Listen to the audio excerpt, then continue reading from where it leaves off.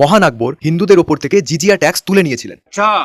একটি ইসলামিক শাসনে অমুসলিমদের জান মান সুরক্ষিত করে থাকতে হলে মুসলিম রুলারদের একটি বিশেষ ট্যাক্স প্রদান করতে হবে। ঐতিহাসিকভাবে এটি হলো জিজিয়া ট্যাক্স। কুরআনের সূরা আল তাবা সূরা 9 এবং আয়াত 29-এ বলা হয়েছে, মুসলিমরা ততদিন পর্যন্ত একজন অমুসলিমের সাথে যুদ্ধ করবে যতদিন না পর্যন্ত ওই অমুসলিমটি ইসলাম কবুল করবে অথবা জিজিয়া প্রদানে বাধ্য হবে। মুসলিম শাসকরা জিজিয়া কর আদায় করতে শুরু করেছিলেন মূলত 7th সেঞ্চুরি থেকে। বাইজেন্টাইন এবং পার্সিয়ান এম্পায়ার দখলের পর সেখানকার অমুসলিমদের উপর সর্বপ্রথম এই জিজিয়া ট্যাক্স চাপানো হয়েছিল। পরবর্তীকালে ওটোমান এম্পায়ার কিংবা ভারতের সুলতান এবং মুঘলরাও ভারতের অমুসলিমদের উপর জিজিয়া ট্যাক্স আদায় করতে শুরু করে। কিন্তু আমাদের ছোট থেকে পড়ানো হচ্ছে মহান সম্রাট আকবর ক্ষমতায় আসার পর হিন্দুদের ওপর থেকে জিজিয়া ট্যাক্স তুলে নিয়েছিলেন। কথাটা কতটা সত্যি? 1564 খ্রিস্টাব্দে আকবর হিন্দুদের ওপর থেকে বা অমুসলিমদের ওপর থেকে জিজিয়া ট্যাক্স তুলে নিয়েছিলেন, একদম সত্যি কথা। কিন্তু এই আকবরই তার শাসনকালে 1580 খ্রিস্টাব্দে অমুসলিম হিন্দু, বৌদ্ধ, জৈন এবং শিখেদের ওপর জিজিয়া ট্যাক্স পুনর্বহালও করেছিলেন। আমাদের প্রথমটা তো পড়ানো হয় কিন্তু দ্বিতীয়টা আর পড়ানো হয় না।